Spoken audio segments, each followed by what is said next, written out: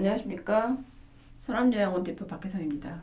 오늘은 치매 예방 중 머리에 대한 이야기를 하겠습니다.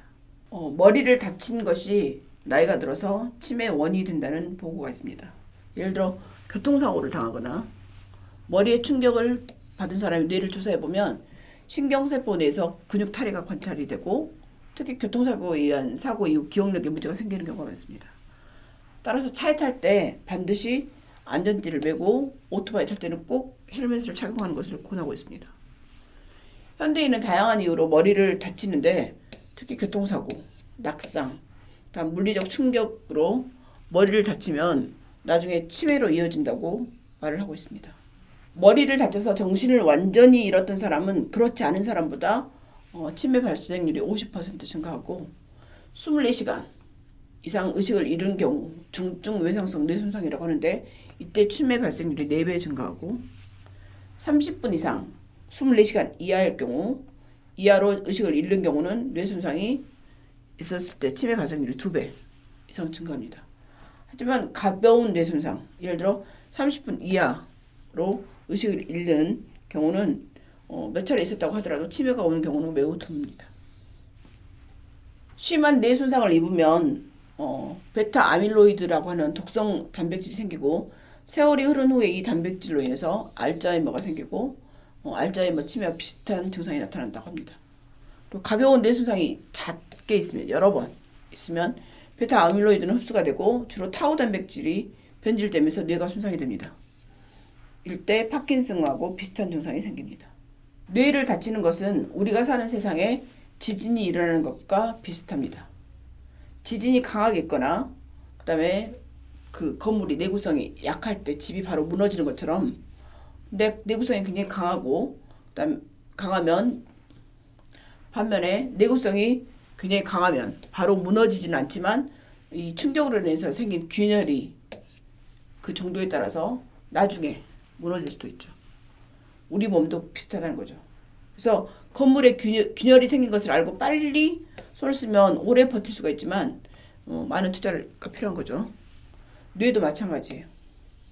정신을 잃을 정도로 뇌를 다치면 뇌가 골병이 들어요. 이 골병이 든 뇌세포는 재활 치료를 받는 것이 우리 건물 보수하는 것과 같은 역할을 합니다. 권투 치매, 권투 선수 치매 또는 복서 치매, 디멘치아 푸길리스티카라고 하는데 이 푸길이 라틴어로는 권투를 가르친다고 해요. 그러니까 권투로 인해서 생긴 치매 이렇게 얘기를 하는데 선수 생활을 동안 많이 맞는 권투 선수 중에 나이가 들어서 치매 증상을 보이는 경우가 많아요. 그거를 권투 선수 치매라고 합니다.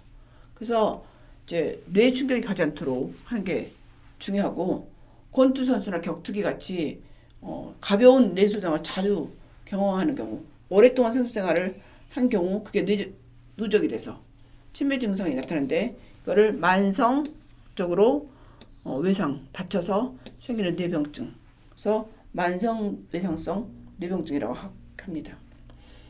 이 푸길은 권투를 가리키는데 권투 생활을 한동안 머리에 반복적인 타격이 있을 경우 치매 원인이 되는 경우라고 해서 이렇게 표현하고 있습니다.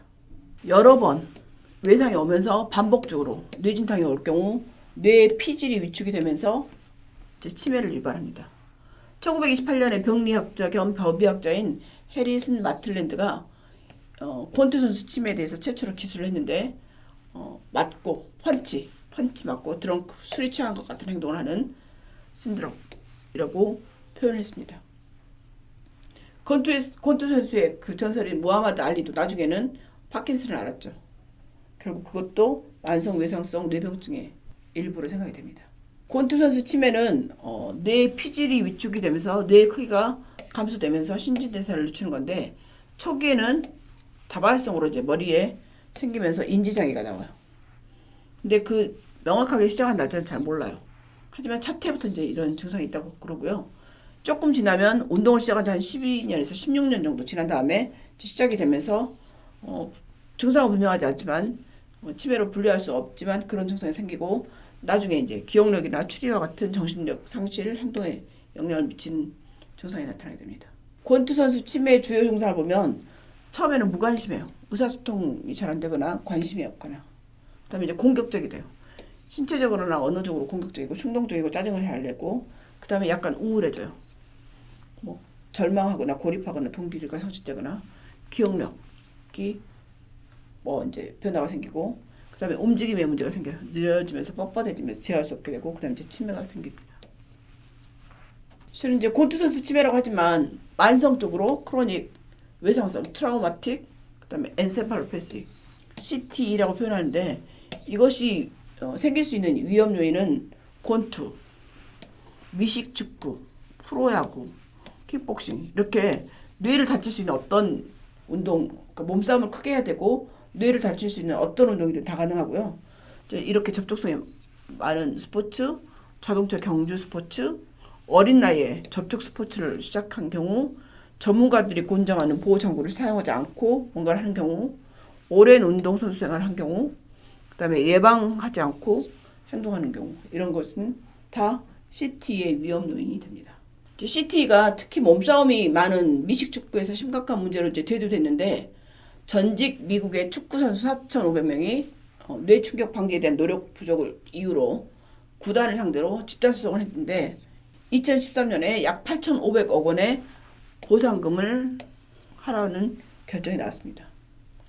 그 미국 프로야구를 했던 선수 중에 CTE 판정을 받은 라이언 프릴이라고 하는 선수가 있었는데, 이 선수가 2006년도에 메이저리그에 처음에 데뷔한 다음에 몸을 사리지 않고 허슬 플레이를 했다 그래요.